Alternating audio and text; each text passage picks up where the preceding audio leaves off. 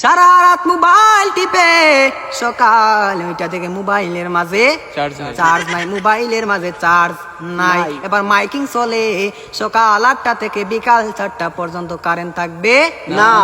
এবার টেনশন আছে না নাই? সারাদিন কারেন্ট থাকবে না, আর যদি কারেন্ট না থাকে আমার মোবাইলটা বন্ধ হয়ে যাবে, আর ওই পারে কথা বলা যাবে না। এবার ওই পার থেকে রাগ করবে কি করবে না? করবে। এবার যখন বিকাল 4টা বেজে গেল, যেই মাত্র কারেন্ট আসলো আর মোবাইলটা চার্জে লাগাইয়ে টিপানো আরম্ভ, এবার মেসেজ করে হাই। এবার গিয়ে দেখে ওই পার থেকে ব্লক করে দিছে, ব্লক করে দিছে।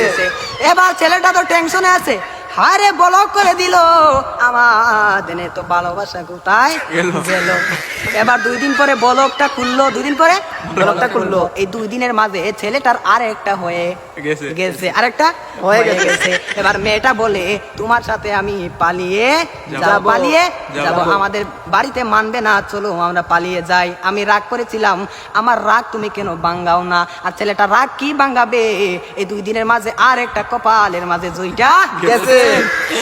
ওই মেয়েটা বলে চলো আমরা পালিয়ে যাই, ছেলে বলে চলো। এবার ছেলেটা মনে মনে ভাবে তোমার একটা শিক্ষা দিতে হবে। এবার মেয়েটা সকালে স্টেশনের মাঝে গাড়ি গুটি লইয়া রেডি। এবার ছেলেটা তো আসে না, আর মেয়েটা বাড়িতে কি যাবে, বাড়ির মাঝে 3 হাত লম্বা একটা চিঠি দিয়া পাইছে। পাশের গ্রামের রফিক মিয়ার সাথে পালিয়ে যাবে, বাড়িতে চিঠি দিয়ে যায়, আমি আর বাড়িতে মাঝে কোনোদিন আসবো না। তার নয় কার না, আমি আর কোনোদিন বাড়ির মাঝে আসবো না। আমি চলে গেলাম পাশের গ্রামের রফিক মিয়ার সাথে। এবার রফিক মিয়া তো আর আসে না, এবার 1 ঘন্টা চলে যায়, 2 ঘন্টা চলে যায়, ছেলেটার মোবাইলে বন্ধ।